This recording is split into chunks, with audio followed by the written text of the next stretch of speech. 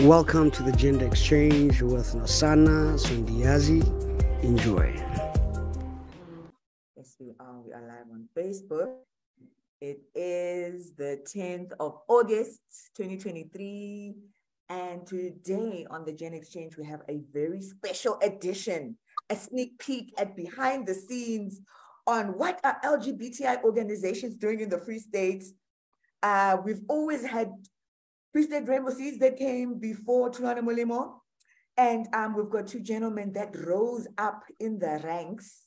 So today's episode is the past and the future of LGBTI advocacy in the Free State. Welcome, colleagues. Welcome, my seniors.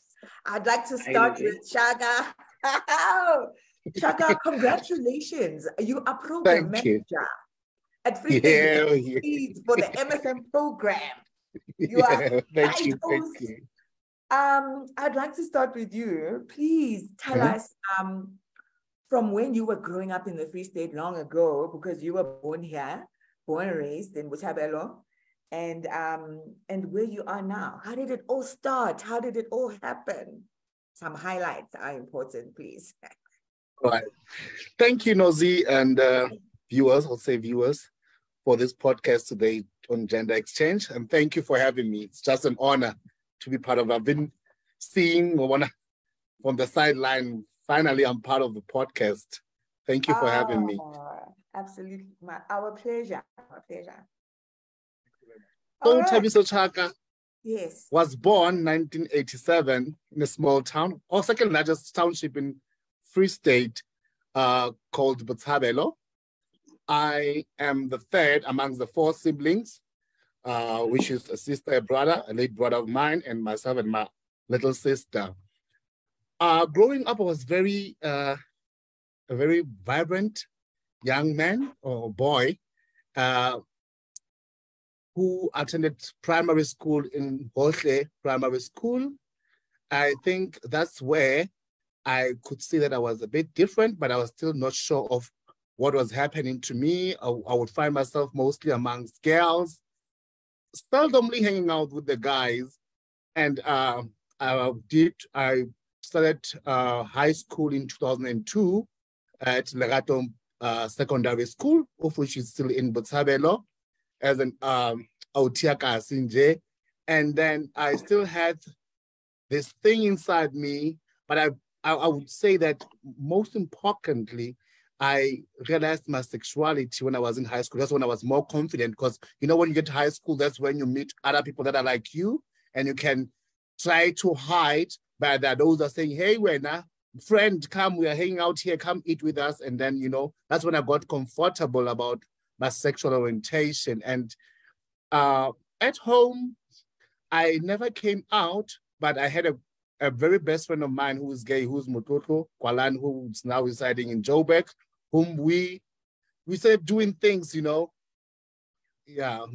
with the boys. And then out of that, that's when I would say amongst our neighborhood, in our neighborhood was me and Mototlo, who were known as,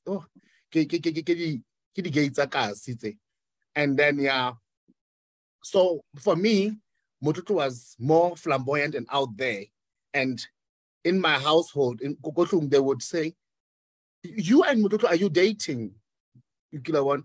And not understand that we're actually just friends. And that's how it came about that slowly but surely they started recognizing who I was.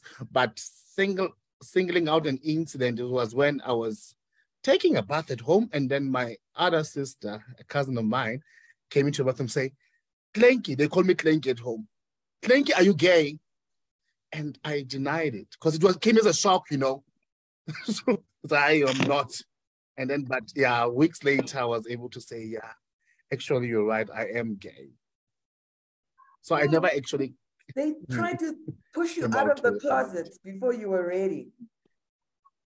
Yes, I think she was coming from a good place, just so that just so that they want to understand, because they were very curious about my relationship with Bototo. Yeah. All right, Yes. we're going to get from there later, because now you've told us your coming out story. So, Casper, our program manager, transgender program at Tulwana Emolemo.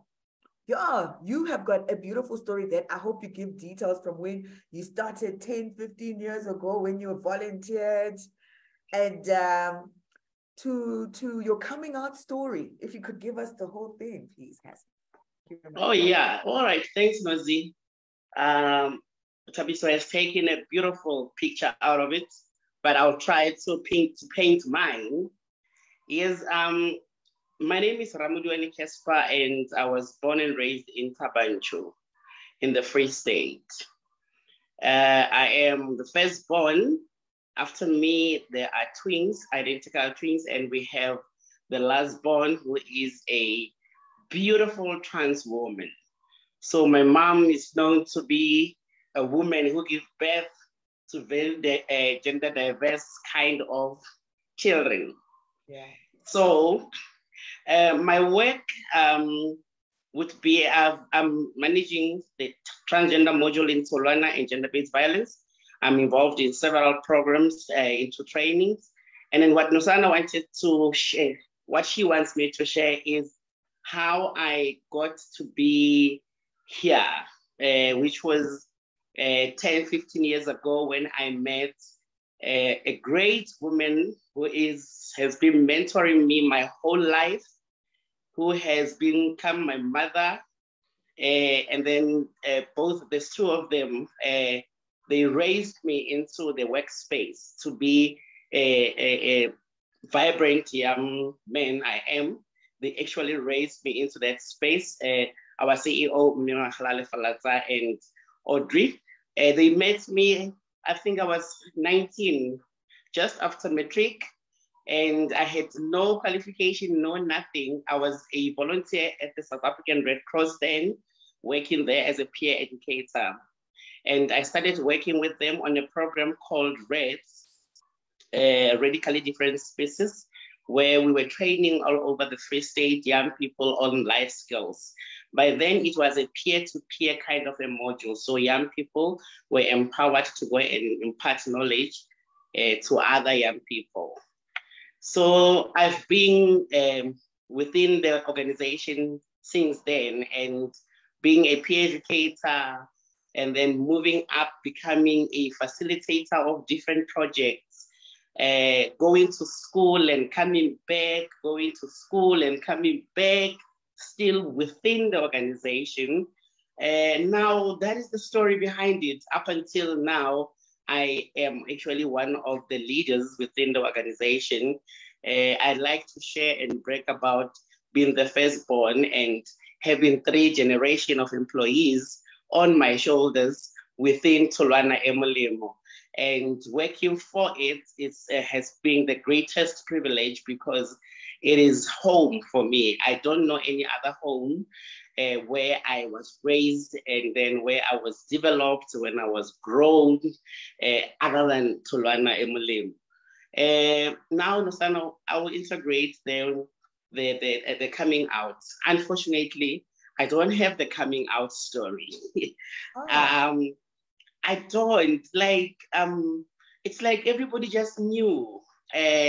Others would deny it, but I've never had to explain who I am anywhere, to explain to people or any family member or colleague or whoever, because I from primary school, the signs were there, and worst part, I was never drawn to any group of females.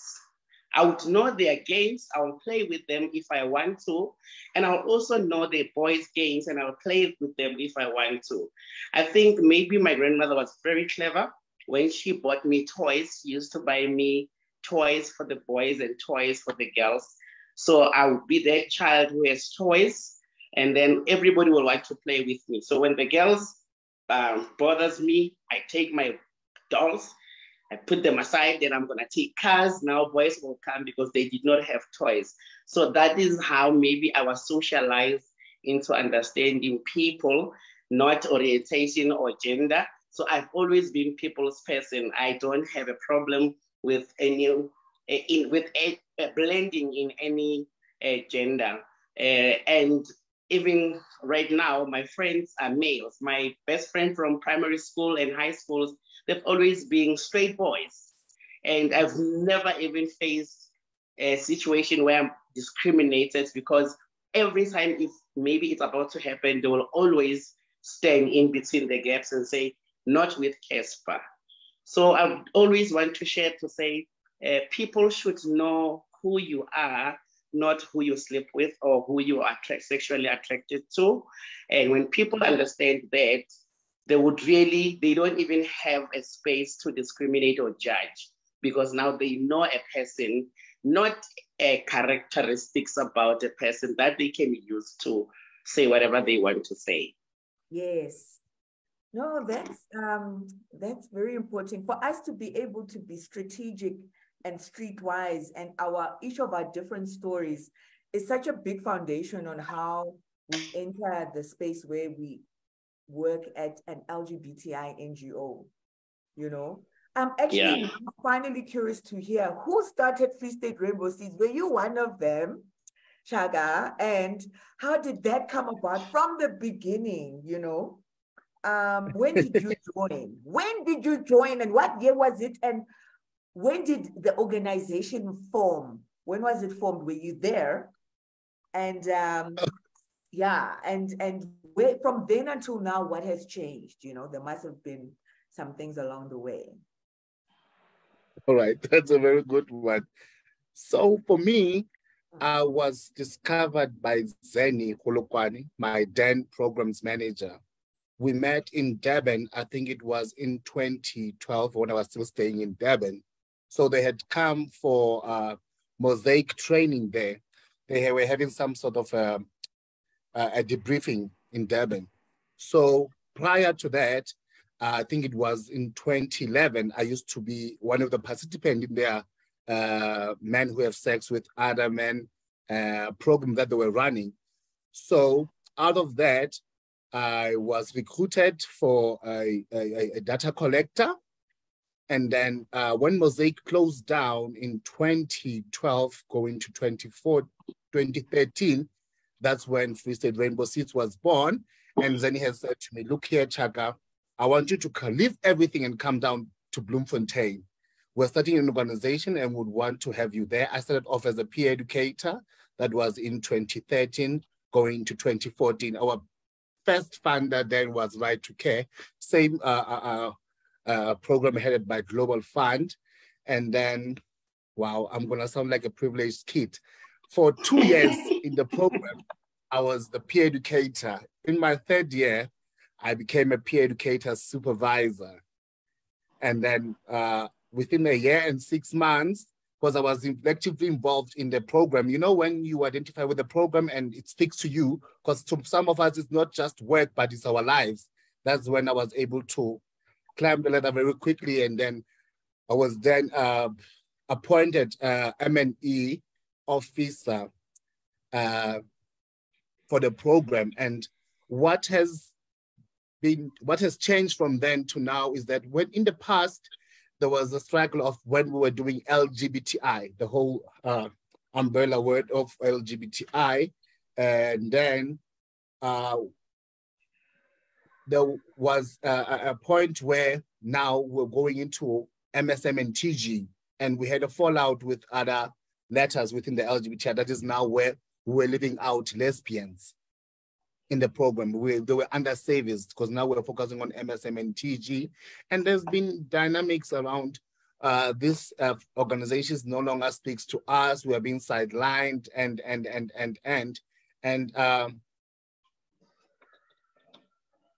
what has changed over years is a matter of how Free State Rainbow Seeds was then seen as a safe space where people can come, as intentionally it was created as a charity organization. So the intention behind Free State Rainbow Seeds was to collect sanitary towels and do charity drives for our LGBTI population in the program. But because of the way the funding was set out, it was now heading to HIV prevention. So we had to deviate from the then mission and vision of the organization to what it is right now.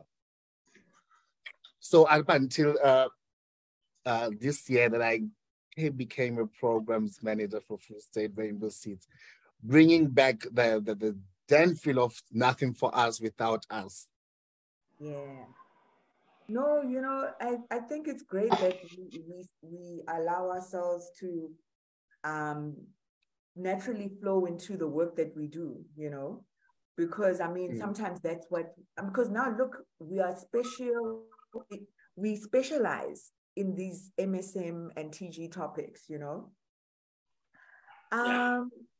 I'd like to carry on and ask, because I want to talk about the technicalities of what the organizations do.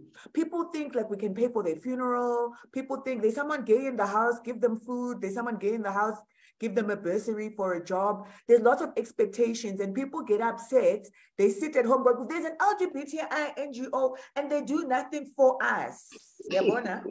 So we can really spell the things that out that the people think we are supposed to do for them, So I'd like us to speak about a few of those examples, like when people felt let down or demanded things we couldn't provide as both organizations. And also, I want to also talk about the fact that the organization is peer-led. Both organizations are peer-led. And what does it mean when it's peer-led? What is the significance and importance of peer educators? I'll start with you, Casper, this time, please. Yeah, thanks, Nozi. I will be speaking mainly for Tholwana Emolemo now as the organization, and maybe to correct some few misunderstandings about the organization. Maybe it's how we have, these programs have branded the organization into the community, or yes. Tholwana Emolemo it's an NPO, it's a non-profit organization that focuses on different programs. One of the programs, I'll just mention a few. We have skills development as a program, job creation as a program. We have HIV and AIDS and wellness as a program. We have organizational capacity building as a program. So now within these programs, we have projects. And then now I'm gonna be talking to TG. TG, which is transgender module here, it is a project within HIV and AIDS program within the organization. So the organization happens to be working within the LGBTQIA space because of this important program that we have dedicated our lives to servicing the key and vulnerable population. However, we still have all other broad spectrum of services and broad spectrum of programs that the organization does. So now that is what maybe I needed to correct. Yes. However, now within this program, TG module, we are HIV related kind of a program. We are dealing with comprehensive package of services for prevention of HIV and nothing else. We can look at, when we say comprehensive package, that package will include your HIV testing and counseling. It will include your psychosocial or behavior. It will include your structural intervention, where we would create an enabling environment to where all our people happens to be seeking for services so that they are able to be accepted and they are serviced according to the basic human rights that all sectors need to focus on when they are servicing whoever in the country.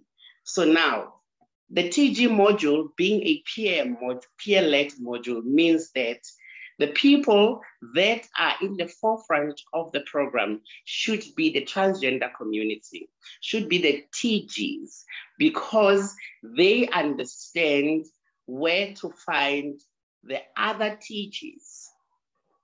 They understand the lifestyle of the transgender community because they are transgender themselves. That is why we would call it a peer module. where they hang out, what is it that they do, what is it that they need. And now these peers will be empowered, and they will respond to the needs of the TGs, specifically here within HIV space. So now misunderstandings around an organization, the LGBTQI organization, tend to lead to people now having expectations about now the organization has to take care of them. The mandate is prevention of HIV. We would give you everything to prevent yourself. We'll give you skills. We'll give you condoms. We'll give you lubricants. We'll test you. If you are negative and positive, we'll give you PrEP. If you are negative, if you're positive, we'll initiate you on ART. For your emotional continuation, we would assign a social worker to you to work with you so that you are a full packaged person who is able to stand up and do things for themselves. We have other stakeholders outside then where we can refer you to getting more knowledge. Within the organization, where there are opportunities for training and development, we will put you in there so that you can acquire a skill, because the whole story of you sitting there begging, it's not in, it's not on. We need you to be a fully wholesome person who is able to protect themselves. At the same time, they are able to stand on their own 2 feet and do things for themselves. Because if you really want to change what is happening, we all need to stand up and do things and focus on school, find jobs, open businesses, make sure that we become a totally wholesome person. Emotionally, we are there, we can support. But with all other expectations, where now people are sitting in the location and they are waiting, unfortunately, we will refer you to social development. We will refer you to other organizations that are dealing with your needs. We would not be in a position to do that. Thank you, Nozi. You are mute, Nozi. You are mute. Thank you so much, Casper. Sorry about that. And you were nodding, Shaka, you were going, hey, and they ask for this and they want this. And sometimes they're demanding. They're not asking nicely. Like, if you don't, then you don't know what you're doing here. What is your point of being here? You know? So, and the peer-led part angle of it as well. So, Shaka, if you could also respond. Okay, thank you very much, Nozi. You know how frustrating that is when people come to you with challenges, and then because of how our funding is set up and we are unable to help them because of where we are sitting on HIV prevention program that requires us to actually, as it has been said by researchers, that these are the community that tend to have high prevalence of HIV. And our money is target-based. For us, for one, to access service and do everything, there must be an uptake of HIV services. Like Casper has mentioned, with the 3 components of the program, that is to be biomedic and structural and behavioral. So in most cases, when we are unable to fulfill the expectations, as it's said that this organization, they are safe houses or they are housing LGBTI, it tends to become a challenge. Like now we are failing them when we say you are more interested about my blood and my well-being. If we try to rob in now when we have our psychosocial support department of taking care of this, we're trying to broaden the spectrum of work as far as we can. But the honest truth is that this is what the funder wants at the end of the day, to see that how many out of the key population have tested as to prove the study right or wrong. So when it comes to peer-led, the program should be, the intention was that me as a gay person, it should be easy and accessible for the next person to confide in me, because we are of the same understanding, be it on age or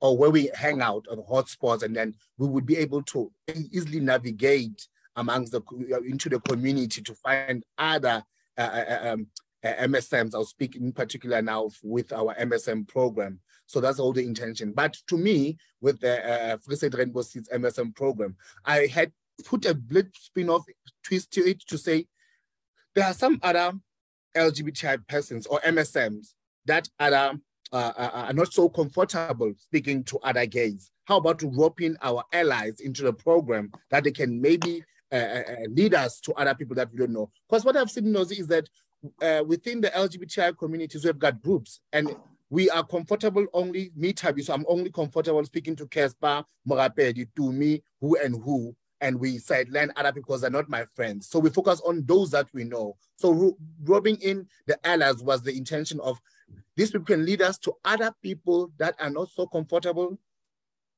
talking to me, because now other people say, hey, I'm seeing with chat, and everyone will know. MSM is the secret. We have to have ways. No one is saying, I'm MSM, my girlfriend doesn't mind. No one's saying that. People are keeping quiet. Of course, you have to find ways to find, you know, the secret. Yes. Yeah. Yes. So that's why we have such a mixture of allies and peer-led, peer outreach workers in the program, with the intention that hopefully those hard to reach, when it's someone who is neutral, they'll be able to access the program. And also, excuse me, if it's a gay identifying, going to the program, looking for this, then we make things a bit easier. Yes, you know, the peer-led thing, you know, it's a big, in activism spaces, if you meet another organization, that's the first thing that another person that has their own organization asks about. Is it peer-led? Is it even peer-led in terms of senior? You know, is it peer-founded? Is it led by the program manager who is queer? Is it on the ground, the peer educators? Are they, you know, are they queer? Because I think, I mean, over the years, if both of you have been in NGOs over the years, there's been a lot of change from when the Americans would come and they would lead it from here themselves, the Americans not knowing South African issues, you know what I mean? So that's true. But I just on that again, I think what was realized then, I think in the 2014, 2016 NSP was that we're crying that you want us to open these organizations, but when it comes to senior positions, you want to hire qualified people, that then we lose the identity of the organization. Because most of us, we come from poor backgrounds. Our backgrounds are different.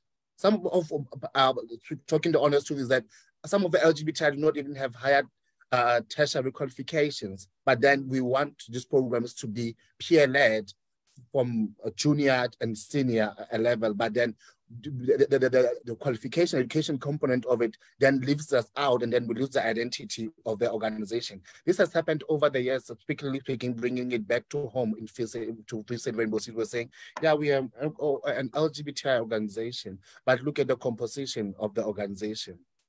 Where are we in terms of that? So that's where we are trying to move towards as an organization now, to say that, not necessarily saying that, no, I'm disadvantaged, but actually see to it that we also equip ourselves with education and say how we capacitate ourselves so that we can be a better managers in the program. Yes, let's talk a little bit about the civil society space, where if we are civil society organizations, how does Free State Rainbow Seeds and Tulwana Molemo and civil society organizations work? SANEC, PCA, where do we fit into that? Because we can't run away and say, oh, it's just us LGBT NGOs. We fit into a structure. We are the organizations in a very important sector that gets mentioned in every Women's Day and LGBTI, GBVF and LGBTI, the hot programs the LGBTI are in, and there's these spaces like SANEC and Provincial AIDS Council and the whole civil society.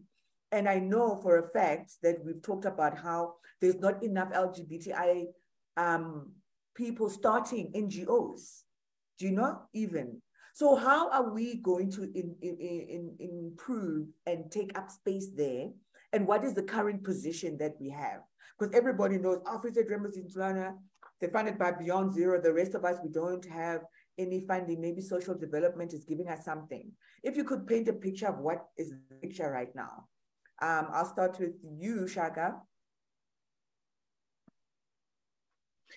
Thank you, Nozi. That's a very good one and a very frustrating one, because I could be sitting here with me and you and Casper as the representative of those organizations in here.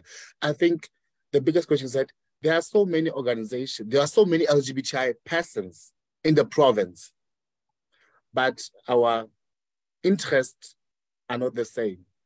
One would rather group people together to have a house party or have a just a hoo-ha of some sort of party. But when it comes to things that would actually see to it that our voices is heard, we don't take up spaces. Spaces that will see to it that as compared to your Durban, your Gauteng, and yeah, Cape Town is a bit, the visibility of the LGBTI in the province. It's something that we still need to look into. Because I know for sure that when I go into a civil society space, I'm representing the organization. I'm mandated by the organization. So I think with other people, with other members of LGBTI, setting up organizations in Thabo Mfutsanyana first led up. Imagine now with us as two organizations having to also distribute or have to see to that constant they have loops and condoms. What a hassle it is when we have to have people coming from Northern Cape to Bloemfontein to come and collect condoms and loop. So I think it's up to us as a unit of LGBTI persons in the province to say, look here, we understand this is what is happening, but how can we better stretch the funds to other, because LGBTI people are everywhere. It's not that they're only in Mangaung where the programs are happening. But I think it's about time that we also advocate to say, instead of only having these programs in certain districts, this kind of programs should be rolled out into other provinces. But that one would also require a united front in terms of LGBTI, because, you know, when what happens is that in most cases, our LGBTI people, when they get into certain spaces, we tend to lose the mandate of why we are there, comrade. We want to act like heteros, but, you know, getting into heteros and then be swallowed by heteros, now you're speaking a language of heteros.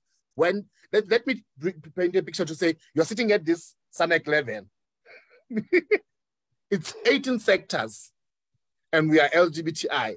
And then there's 6 or 4 of you amongst all of these sectors, when you as a provincial chair, you are putting the voice forward, but the volume from behind is not supporting the statement. You know how frustrating that becomes for you, that it looks like you're not doing enough, whereas there's no backup to come and echo the same sentiments that you're trying to bring forward into the such spaces. And then when it comes to a provincial level, I think because of how we are set up is that, what I've realized is that also when at provincial levels is that when people outside organizations, you know, having to be elected from without an organization, people tend to serve their own personal interest. Because you can be held accountable, I can be held accountable because we are vested in the program. We know what we're working towards and how our program can change lives externally. But when it's people that come from no organization and then claiming to be the faces and whatnot of the LGBTI sector, that's where people are now being bribed, and then we lose voice. And then, you know, what is always said to us is that you people are disorganized. So which says that for me, in terms of this, is that how do we revitalize the spirit of activism? Not personal activism for my personal gain, but to see to that the ones that are coming behind us, the next generation will come and say, Utaka Nosana, Casper, what have you done? I'm echoing the words of the late Tabi, and will say, when you leave this way, people are going to come and say, what have you done in the 5 years or the 10 years in the program as LGBTI? But it's up to us to actually revitalize or revamp the spirit of activism. And it's activism that is for everyone that is LGBTI in the province, not just me who of who I hang out with. Yes. But again, Nozi, on that is that I think people, when they come into the civil society, they now become politicians. Yes. It has gotten to the point where now it's like a political space. Like now there's not to give other people free airtime, ANC and EFF. And we're not about that. We are about changing the lives because we are this vulnerable community. I'll park there for now. Oh, thank you so much, Shaka. Oh, no, this is tough, you know, because I don't think we actually realize that this is one civil society movement, the LGBTI. If we ever united and agreed on things that affect us, we could form civil society organizations and forums about other needs that we have. But now this structure that is known is only SANIC and PCA, and we don't know we can start a commercial civil society for other things, you know? So that's what we were asking, you know, Casper, like, we have to participate in what is there. We can't say we're going to exclude ourselves because we don't like the politics, you know? So what is our relationship with civil society organizations? And for me, for the political side of HIV, I'm actually the new baby on the block. I've always been an implementer. I have not been the parts around politics. I've tried to stay away as much as I can, but now the positions dictate. So I cannot run away from it anymore. So the relationship with your PCA, it means it would be now me reporting to these structures about the work that we are doing. Hence, we would do your reviews, meeting with the head of secretariat, so that they at least they get to understand what is it that we do, and they can support us within the funding organizations and also in other spaces where we would need to collaborate and end. I have Unosana you to represent Solwana Emolemo within this sector, and our programs and / operations manager to also participate in another sector, which is the organizational capacity something sector. And yes, so now I've just shown interest now with the next space that is coming, where I have also now put my name forth for the elections. And now, because we understand that people tend to politicize this and forget the kind of work, the goals that we want to achieve, I will actually go there understanding the risk to say, if I become very political, I will still have to remember the mandate of the organization. At the same time, what are the voices of all the LGBTQI people within the Free State and the country are trying to say, and become the vessel to pass the message clearly. And we were talking also about these organizations, because for us to be able to have a voice, we need to lobby and have as many organizations as we can so that our voice can be heard. The challenge with that is, which I'm encouraging people that are listening, they can maybe go and think about this, is that within LGBTQI community, when we become okay in life, I think okay is the right word. When we reach a certain level of comfort in terms of work and academics and finances, we tend to close off and focus there, and we forget about others. I'm encouraging all those that actually have interest in empowering others to start these organizations, to make sure that you give back to a young LGBTQI somewhere, adopt an LGBTQI, because we understand that most are coming from the West background, and if we fold arms, we will not get to to spaces where we want to. And then with the SANAC, Nosana, you will still be playing a role for me up until the elections, and then we will find ways. We will find ways. If there will be changes, there will be changes. But the promise is, should I become part of these structures, definitely we would have to sing louder and louder and louder, because if we keep quiet, we will not get anywhere. Well, you see, now you are two nominated candidates for the provincial council seat in the civil society chairperson province. Did you want to add something there, Shaka? Yes. So I asked the question. Yes, it's about this. Yes, Yeah. I wanted to say that also, you know what is frustrating most is that when we are being led from a provincial secretariat level, but the person that are in the forefront are not of an understanding of the sector. You know, when the voice is up there, but the recipient, the person supposed to receive, is not hearing this lens, it tends to be very frustrating.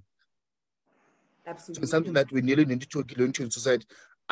Is the people heading for this kind of sittings also being of understanding, or is that a tick box exercise for them also? No, this is the thing. I mean, this is it's been 5 years. I accidentally slipped and fell into the position. I was going to be having a sex talk kind of different sex disclosures, confessions event at the same time of these elections. And tomorrow there's a elections meeting, by the way, that there's a Zoom meeting. So I would very much love for the next leader to be prepared and to know what it's all about. And not somebody who on that day that was did something popular on that day, was the cutest that day, was dressed the nicest that day. You know, people can just be so like not focusing on the qualities that a leader should have, and just be sold on something popular that that person can have. What are you going to say, Shaka? I was going to say also, it's not only for you to blame, but do the people also themselves take the spaces very seriously? And because I would say that you being put in that position, you would expect support. It's pointless for me to put you at a position, and when you require things from me, I'm unable to give you.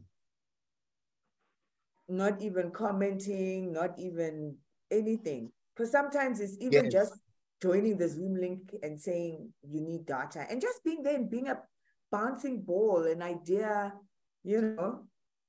And people must know it's voluntary. There's no salary that goes with having this seat.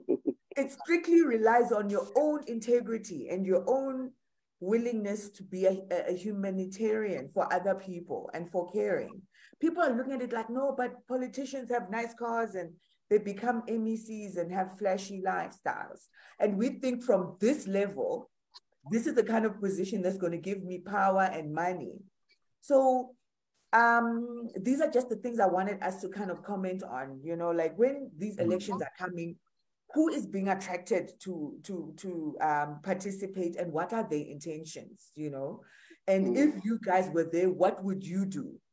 You know, I will confess that when I was there for the 5 years, I was learning all about the structure. And I was so grateful that I was working at Tulwana so that I had access to information. And even with Rainbow Seeds, I have access for our collaborations. So if this is moving forward now, there's going to be elections. What do you think the person in the leadership position, what kind of quality should they have? How should they get other people following them and following the things? And if you had that position, what would you do? Before we get to the fun questions, this is like almost halfway, just a serious question that makes us sound, but you are program leaders. You could also lead the province for us, you know? What's happening? What's needed, you know? I'm going to start with you, Casper. How does he giving us a platform now to sell ourselves? Oh, yes. Oh, yes. Why not? Why not?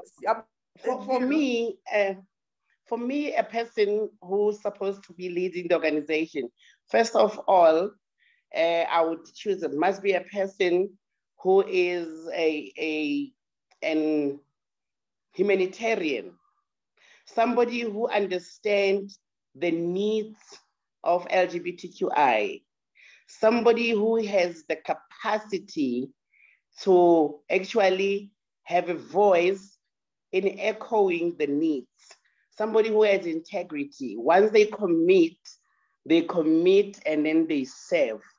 This sector needs a true servant, somebody who is willing to go extra mile. Other than that, the sector needs a person who understands the political climax and systems.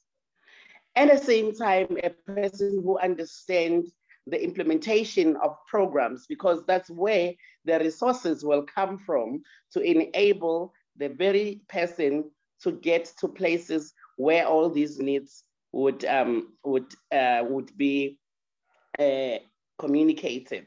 Somebody who already has, not even already, who is able to knock on doors, because we all know, and we don't want to talk about it, that each and every government department, when they do their budget allocation, they will always have a budget line around LGBTQI something, and this person needs to be able to find ways on holding these departments accountable to saying, this is people's lives. This is not a tick box kind of activities. We need to know what has happened. Somebody will understand in the Department of Health, how many queer people are there? Are they being treated well? In the civil society, in the community? A true compatriot.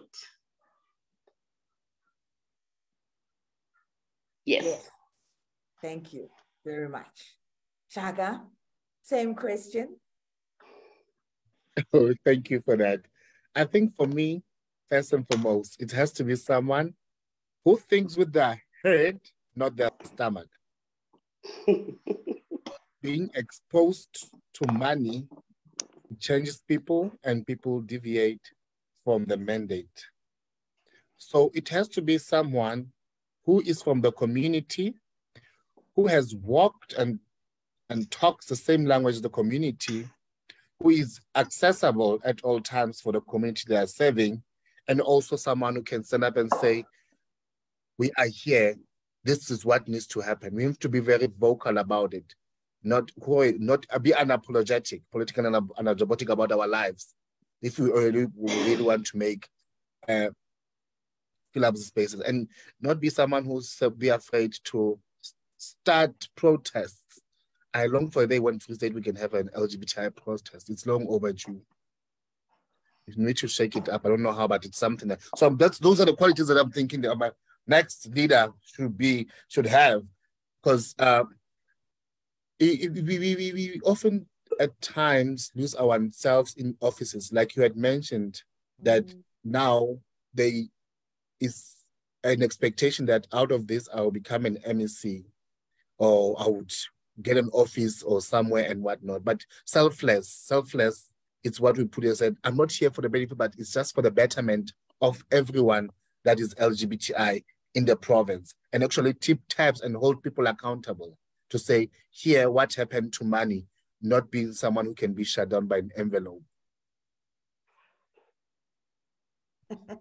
Not being someone that can be like shut up by an envelope, like just, we didn't do that, but keep quiet. Here's your sector is owed this. We're not going to give it to you, but we're going to give you this. Don't make the others upset. You know what I mean? No. So this reminds me of pride. Let's talk about something fun. I know that is something that really brings the province together. I mean, what I like to say also is like, we're giving ourselves such a big task, not giving it a town's name, like Bloemfontein Pride or things like that. We're calling it Free State Pride, which means even the money going to come from to get buses of people coming from everywhere, you know? And how is the Free State queer community feeling about Pride? I know some people say, they don't go to Pride anymore, this and that. And you've been there from the beginning, Shaka, from the first Pride, you know? So how was it born? What eventually made the first Pride happen? And then from that one, we were consistent. And I know you played a big part of that, even up until this year. Tell us about the history of Pride in the Free State. And how from the first one until now, how did we decide to have the first one? In the past, it used to be a social event at Kings Park, where majority of our lesbian sisters would hang out just to get together like a support group. Not entirely calling it Pride, but it was just a social event that happened until the formation of Free State Rainbow Seeds. And then we attempted to call it Pride. I was not actively involved by then. And then now, because I'm me and I am very, very, very big, you can ask Zeni, I was like, this needs to change. It should be at a bigger scale. But now what has been standing obstacle to date is availability of funds. Remember that we have to sacrifice on other things to make sure that we cover for Pride. What was not used the duration of the year, we then secure it for the last month of the funding cycle. And then the politics have been there in terms of how it's been run. But you know what I've realized is that when you are standing from the outside, you can think you can do better. It's easy to tick boxes up until you form part of the plenary and everything that goes to it. But because of how, I think ideally, personally, what I would want to see Pride become, it's a recognized event in the province, recognized by the premier, recognized by all the other MECs and everyone who are the gatekeepers of the Ching Ching. Because it's really frustrating that to this date, I don't think we can knock anywhere and ask for, is it called now Toyota Stadium, Vodacom Free State Stadium? You see the stadium there. It goes through a lot of channels, and how do we even incorporate Pride in Makufe? It's something that we also look into to say how, when, like Hesper has mentioned, that there are different government department that has got special programs in them, and then the money is mainly for, I don't know why we are under special programs as LGBTI, but there's a conversation for another day. So that up to this date, even 10 years down the line, we're still not having people coming on board. But when there is a sober speeches, there is touches of LGBTI, but is it now a tick box exercise? But it's something that we can look into coming here to say, how do we make it more accommodative and inclusive of people from Kronstadt and everywhere, to avoid issues of how it looks? Because the way it looks now, it's because of Tulwana and Rainbow Seeds coming together. I know we can talk about the struggles even for this one, Casper. It's unfortunate that we came into power. We came into these positions, attempted to shake things, and pushing enough to even go to the office of this premier, the secretariat of PCA and the premier's office to say, this is how we want things to be done, and this is what we foresee. And I think over and above, this is a day that we all, LGBTI, feel a sense of belonging, to actually come together and meet other things and share ideas and everything that goes in between. But I would also want to see Pride reaching to a point where it's recognized, Free State Pride is recognized even internationally. We have people coming from international coming to support this and actually documenting our Pride for various reasons. So, because I believe as small as we are doing, but we are doing a very great job. And also, if our people on the ground could also be understanding of the dynamics that we do face, you can even talk about stage. Imagine Beyond Zero having to ask them about a 500,000 stage with my key. They'll come and say, how many people are you going to test on the day? Oh, wow. How many will be initiated on PrEP? You know, those are the kind of things that we do. But I would want to see a point where outside, I attempted this and it did land me in hot waters with my then professor. Pride should be independent of organizations. But you know, Sana, you know, we've attempted, but then when we say gate takings, we say alcohol sales, and then someone say, oh, wow, there's actually money out of this event. But for us, what we're saying, we just want to, because we understand where we're coming from, we just want to see everyone having a fun-filled day. Entertainment is the key for us. So I want to see, get to a point where without us, because when things fall apart or when things go wrong on the day, it's Free State Rainbow Seeds and Tulana Emulimo. But when we do good, one comes back and says, you guys did a great job. But when the buses are full and who has left by the bus, we then have to take a fall. And it puts a very a big strain on our shoulders to say that it seems like we are failing our people, but we are using the little that we have to make sure that we can cover as much as we can. But I think it's a conversation we're having, that how do we engage other districts in the province so that they can actively contribute and partake in pride. You know what I wish, Ne? You were just saying also, both of you, well, when maybe a queer person starts affording in life and they no longer need free services from us as organizations, they start going to their own expensive places to enjoy. And Free State Pride, they want to look down on it, but it's not nice enough. But you have the money to kind of bring in what you can to grow with it. If a bunch of LGBTI queers in business or who can afford in their professional lives come together and just, you know, put themselves in, you know, you either give money or you bring your quality service to the Pride, it really raises the standards and it really attracts, you know, because you see real live people there, the young queers, they're like, oh, I can also have a business and sell clothes or sell jewelry or sell food, like whoever, and then those kinds of things. So speaking about pride, yes, Nazi. I wanted to add on that, especially when we talk to people that are able to afford. When you research with other provinces, that will include your Cape Town, your Durban, where you find they've got these beautiful big prides. It's not even the organizations who are running this. It's not even the department. It is the actual people that sit down and raise funds and contribute and say, we as queer people want to have our day where we raise awareness about our existence and we voice out our opinions and we voice out our concerns. So in Free State, because I have been involved first time this year as part of the team that is leading, I got to get the strain of others that they have been carrying over the years, because now it becomes somebody else's baby. It is not our baby anymore.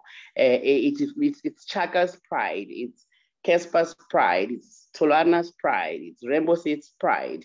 And we forget that this is actually not anybody's pride. We just come in to provide structure, to provide with little resources that we have, so that at least a day it's celebrated. But now, with everybody who's listening and who will listen after this, let's go and encourage each other to be part of this. Yes, we understand that you want, we transport some because we would request the funds. But if you're able to afford transport, why not? Why not come to Pride with your own transport? If you have a business as a queer person, why not buy a stall and not negotiate cheap price? Because we want to have a beautiful day, and we know that these cost money. Chaka mentioned, when we request funds for these kind of events, we have to account for buy the services. And it's difficult because now you have to speak to a funder, and we would want to come up with ways and say, people will be tested until 12 o'clock, we are closing the gates, nothing comes in. Because now we're putting all these gates, because we want to achieve this, because we want to be able to provide, to account, and also next year so that we can have something. But if we don't have all these expectations hanging, we can actually create and have a massive, beautiful pride. However, my experience this year, as strenuous as it was wonderful, because at the end of the day, when the product is there and the baby is born, you are able to say, okay, next year, I will just have to tweak there and there and there so that we can improve. And one last point on that, and also we need to go and, as LGBTQI people listening and who will listen later, criticizing the work in public of people that have came out of their way to giving you a service or a beautiful thing and demoralizing them. And that is not going to take us anywhere, because now if this person becomes demoralized, they will not stand up and do it again. And you're not even willing to do it again. You don't even know how to do that. So if we become one voice, we support each other, we stop this mentality of looking down on other people or speaking negative towards other people. There is nothing wrong about positive criticism. I support that. It opens up for growth. But now the approach and the tone that you use, make sure that it is the exact tone that when you receive a message and after you have done something, and then you will receive it with a good heart. So we know what has happened. The event was a success, according to me. We will just have to look at others. We're inviting all other people who are able to be part of it for next year. If we are going to be having it, Chaka, if we have a plenary of 20 people, let it be. We are not closing anybody off. Come with whatever you have so that it becomes our, not theirs. Thank you, Zee. Yeah. Thank you so much, Casper. Did you want to add something, Shaga? Yes, I wanted to say also, it's very surprising from year to year, pride grows. I remember at some point when we started this year, the resilience of our people that I would give to them. It started raining, it was windy, but they were still there. And when the rain stopped, that field was almost full. And it just shows off how much they're actually looking forward to this event on the day. But I want to support what Casper says, that about how do we, as LGBTI, because this is not for me.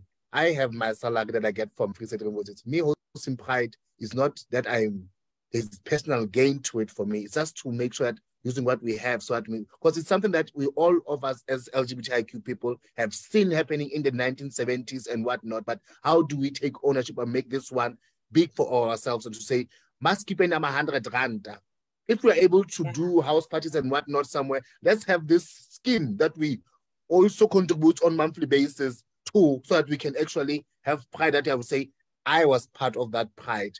That pride is standing there because of me, instead of expecting other people to take out from their pockets only to then criticize them later. It really does not help. It demoralizes us. But I just hope that we could get to that point.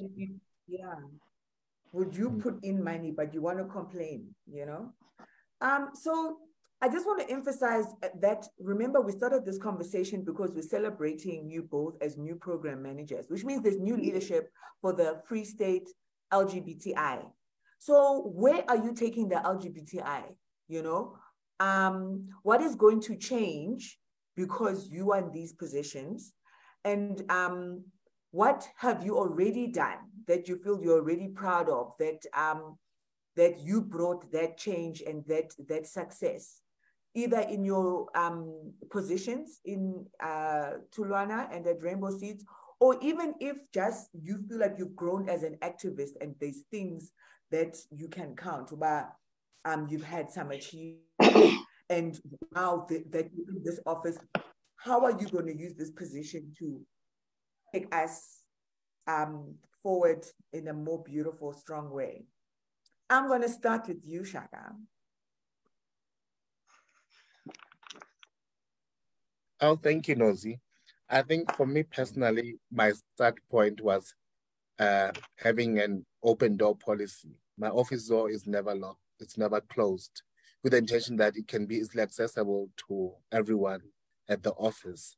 And when we can be able to brainstorm and share ideas, and I'm easily accessible. And moreover and above everything, I want to be a manager, not a boss. I think most of our people are used to bosses than managers. And then when you're a manager, you're understanding and you want to carry the ship forward. But people love bosses when it's someone who speaks with a certain tone and it's always and outside with Akona, I'm very fortunate to have had someone like Akona who, when I bring in an idea, he's able to grasp it and run with it. Say, I was like, for this time, so that we don't lose our clientele or chase them away with HIV testing, let's do poetic courses. Poetic courses is just for us to have conversations, just for conversating, Jay, so that we can actually have our gatekeepers or just a random gay guy that who has never accessed our services coming and say, what is Free State Rainbow doing and what can they do better? And how do you see yourself playing your part in this? So that we can get a feel of where we are lacking as an organization and how we can grow the spaces. Because I still want to get to a point where I see Free State Rainbow sits as a safe space or a home for LGBTI persons outside HIV prevention. One can just look up and just chill or come for anything whatever that they want. And also carrying the organization forth in terms of making it known, not just provincially, but I aspire for it to be known even internationally. Because when the biggest money, let's talk the honest truth, it's from our international funders. And when we can be able to make that much noise, we can be able to host such events as that one of other foundation. You know how other foundation have been the kind of event.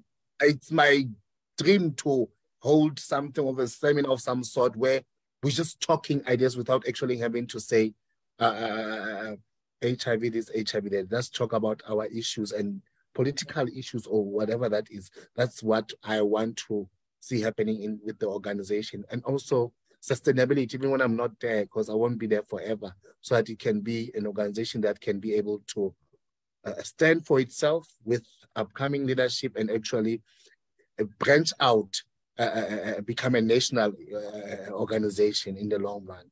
That's just my personal aspiration. But over and above everything, seeing to it that it is a home for all our LGBTIQ persons.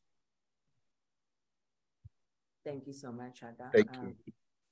Yeah, we want to know where we have been taken to, and it's great that you're saying you've got an open door policy, because we can't do this alone. If people aren't coming in to kind of like also bring their ideas, then we're not sure where it needs to go, because people aren't also informing.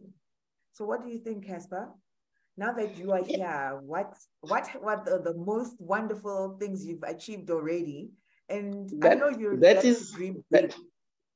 I think, yes, I'm going to give you some, but definitely I think you are in the right even position to know, because it's some way an evaluation for me, because now I became your leader immediately. I assumed the position.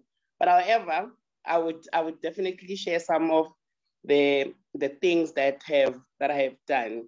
Upon arrival into the position, I acted for some time, and I was able to identify the gaps to say during my acting time, should I be blessed with the position? This is definitely the angle I will take. Was when one needs to create a conducive environment in a workplace where individuals are focused on the goal and how they get there they need to apply their own internalized knowledge, because if I'm going to hold your hand and say, this is where you're supposed to go, next time, if I'm not there, you won't be able to. But if you use your own internalized knowledge, I'll be able to find gaps to capacitate so that at least you become an expert in the area. The open door policy, I think I don't even have an office. At least Chaka has an office where he can open it. So with me, I enter the building, I sit on the very first desk I find, because I need to be that accessible to the team that I'm leading. I like to use the word a team leader, because as I'm sure out of all the podcasts you have had, Nosana, this is the first time you're actually featuring me, because I have been a behind the scene kind of a guy. I lead from the back. The people that I'm leading should shine way better than me. They should be the ones that everybody knows about. And when they fall, I should be in a position to carry them and say, come up, up, up again, run. So that is my style of leadership. One of the most achievements is making sure that the organization is the restructuring of the program itself, where I was able to get to the peer, at least 40% to 50% of the peer, because the program is the peer-led, and then at least shift there, and all the positions that I have been filled through negotiations. Of course, you cannot not all the time win the positions, but I'm sitting in a position where I have full staff capacity. The achievements, again, I have, because I'm a very developmental kind of a person. Leading for me, it's development. It's developing a person so that tomorrow they become somebody else. What I see today, I should not see next year. You should be somewhere when I come to evaluate you. So I have a lot of people within the organizations that have been capacitated to certain levels that will actually contribute to their future should they leave the organization and go work somewhere. These capacities or these qualifications that they were able to obtain while they were within the organization will be able to enhance them somewhere in their lives. And then I will continue. That is for sure, because that's what frustrates me. They know I fight for such. If I've spoken to you to say, where do you want to find yourself in the next 2 years?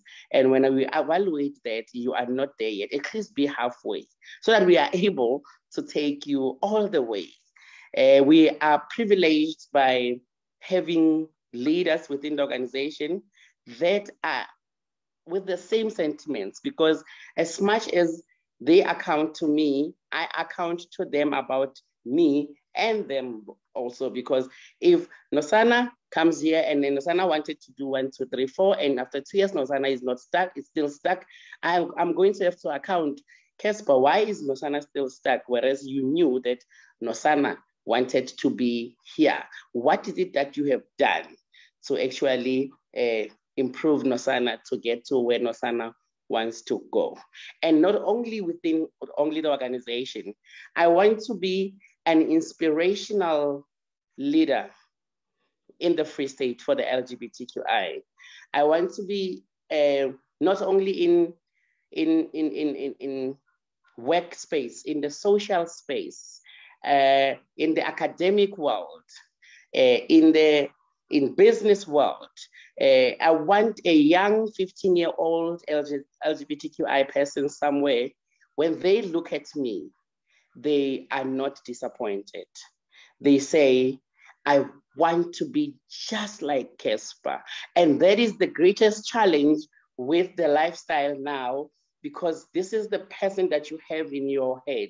And sometimes you would take a somewhere, but basically that is the kind of leader that I need to be, so that everybody who's watching me as I grow, and their kids, and when there's a parent who has a child who is 5 years, 6 years, and they can see the signs, they do not get scared, where will my child end up be? They will think of Casper and they will say, I hope he is just like Casper. That's the thing, you know, Casper. Now, sometimes it's not even that our parents are against their children being gay. It's just that they can't see any queer person who is a role model. Because now our parents are afraid for us. We're like, oh, don't become gay, please. You're going to become one of those lesbians that's so rough. They're all rough and they stab each other and they're violent, because there isn't like one who's like successful and is upstanding in society. Oh no, don't be like those gay men. You know, they're all over the place being extra, and they're unemployed, and they'll only do half of your hair and not all your nails. And, you know, we keep on having these terrible reputations. So and they snatch each other's man. They steal each other's. You know, we really, because, you know, then our parents are like, oh, at least now it's possible for a child to still become successful in life, even if they're gay. You know? And I'm quite curious, because both of you didn't start Rainbow Seeds, Shaka, and even Casper, you didn't start Tholwana Molemo. Would you stay, or would you want to start something new? Do you see yourself, where do you see yourself now personally, and describe yourself in one word, and that's how we're closing. Just a nice little, what's next from Casper? You know when you watch movie interviews, and then they talk about the movie. Then they're like, okay, what next? What else can we expect from you in the future? I'm gonna start with you, Casper, and then you also describe yourself in one word. Okay. What's next? Yes, the question is great. Do you stay, or do you go somewhere? My CEO speaks to me all the time, and one time she said to me, when you leave Tholwana one day, I will be so disappointed if you go work for anybody else. Because all the work that I have done on you it will be for nothing. You have the capacity to take over the world. So I will be staying, because I want to take Tholwana as a young person, as a vision carrier, for now, to its vision to become the prominent organization that services the whole province, the country, and eventually the African continent. So I will be here. One word: humanitarian. Humanitarian, taking Tholwana to Africa, whole of Africa. Where we were in the Uganda office, we finally managed to decriminalize that anti-homosexuality bill. You know, no country can be anti-homosexuals if Tholwana's got an office there. Thank you. What about you, Shaka? Well, thank you for me. I think for me personally, I've given myself timelines. You know, in this space, it's very funny how time flies. I'd said at the age of 40, I would have started my own business. I want to have, not in Gauteng, not everywhere, I want to have a gay club. That's my goal. I want us to have our own space that we say, this is us, this is where we can come and go, not to be tolerated in other spaces. I want to have something like that, and also a restaurant, because I'm very business-minded.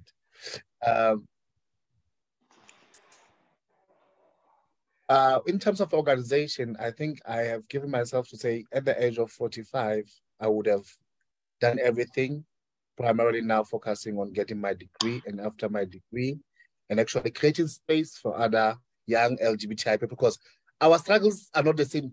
what I'm complaining about today, these transgenders and gays that wear stomach out, they face different things. I cannot.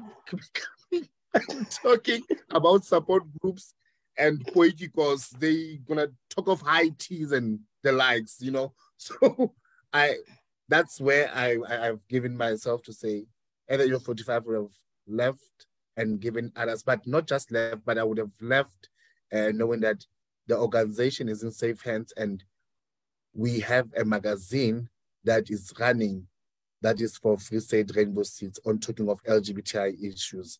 Because we are always exporting content. We have to have our own. These rich stories that are happening in the province. If we were to go to Bosoutpan and whatnot, that's what I also aspire for an organization, that we can have some content that is home brewed. And yeah, eventually, if God permits, get married. Oh my goodness. Whoa! Wow, that's the Caligate. One word that describes me, I'm a visionary. I am the big dreamer. I'm just like up there. I can visualize things as I speak. Thank you. So much. I'm sorry that I skipped a question because now people may be thinking that how do I get in at Free State Rainbow Seeds? Who did they hire? How must I be like who? I must act like who to be hired there, you know? So now people think like, no, only those that are friends with the management are going to get hired and all of those things, you know? So I thought it was very important about like, how does a person make sure that they end up, if they really want to work at Tulwana and they feel like they've got ideas and they really want to work at Rainbow Seeds and they've got ideas, what kind of person will you hire? Sorry, that is my last question. Because okay, now I'm remembering, sorry. Just let me go first. You might take words out of my mouth. Okay. Go for it. I think what makes my blood tick is someone who is ready to hit the ground. This is not an office job. We want people that will make difference in the community. Someone who has their ears on the ground. Someone who's very proactive. Someone who's out there. That's some kind of people that I want to work with. People that are easy to work with. I don't want consultants. I want people that will be able to go into communities and start conversations in the communities with people. Someone who is not ashamed to just rock up and say, I'm going to go to Diverse Dorp, or I'm going to go wherever. I don't know how I'm going to get there, but I'm going to. People who take initiative, you know. Because in most cases, when I self-hire people, and then people are like, this is the office material. Or, this is actually not my job. I'm not supposed to be going, I'm going to look for clients in Tamancho. I'm going to look for clients in Butabelo. I just need someone who is for the LGBTI, someone who has got this inner activism in that sewing about how to make a change in somebody's life. No, thank you. That's important, you know? Yes, what about you, Casper? What does it take to get a job at Tulwana? Yes, because we are professionalizing things properly, we are a very strict HR policy that guides me on appointments of any position. But now, if it guides you, it means it will be a shortlisting, advertising, and everything. So now, whoever is looking for a job and they feel like they are a good fit, always check our Facebook page. Positions are advertised. Then you will go for the interview. We know that. But now, where Casper and the team members will be there. At the moment, I have a gentleman in my office who started volunteering. And this gentleman is doing everything without being paid a cent. So do you understand now, getting a picture of the kind of people I'm looking for? I'm looking for a person who is selfless, who will do absolute anything for the clients. I'm sitting with another gentleman who is part of the PSS team, who we know that he would do things that I'm not even aware of in terms of going extra mile to the clients, because they have taken a person who takes ownership of the program, and they're not expecting you to come and feed and say, did you go there? A person who understands their role. At the same time, it should be a person who is humble. Your education is your education. It is not for you to make everybody else around you feel it. Your non-education is your non-education. It is not your possession, it is your possession. It is not for you to actually try and make everybody feel a certain way about it. I love people that are crazy with ideas. Somebody who thinks everything is possible.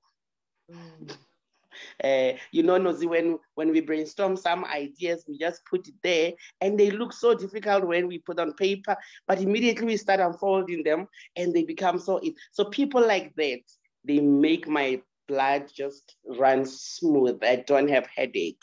So now, if you are out there and you know yourself to be the kind of person I'm talking about, please be on the lookout. You never know. Programs are growing. Organization is growing. Anything is possible. Yes, thank you so much. Is there something you wanted to add, Chaga? Yes, I just want to say we should also clap for ourselves that finally, in the space of Free State, we have our abstracts that are going to be presented in Cape Town. That is worth a celebration under this two leadership. Yes. For this organization. It's something that we're worth clapping for. Who knows? Congratulations, guys. We're going international. So that's a start. That's how we make noise for the province. Thank you. No, if we've got visionaries and humanitarians like the both of you, and you are already articulating, you want people with ideas that can volunteer and be selfless and are self-starters that start conversations, that's how people can get involved. They mustn't sit and wait for us to knock on their door and say, we'll find you, here's a job, here's a condom. No, we're going to find the ones that are busy. Thank you so much for joining us for this very special episode of the Gender Exchange, where we had two cisgender individuals that are up to things. I really look forward to what both of our programs do for the MSM and the transgender community and wider with the LGBTI. I really think there's a bright future for us. And with you too, there's so much more that's going to happen. Let's close it for tonight. Can't wait for the next episode. Thank you so much. Have a good night. Thank you, Nezzy. Good night. Thank you so much for having me. I'm sure next time we're going to talk about relationships and work. Oh, there's a suggestion. Thank you. Cheers, guys. Okay, bye.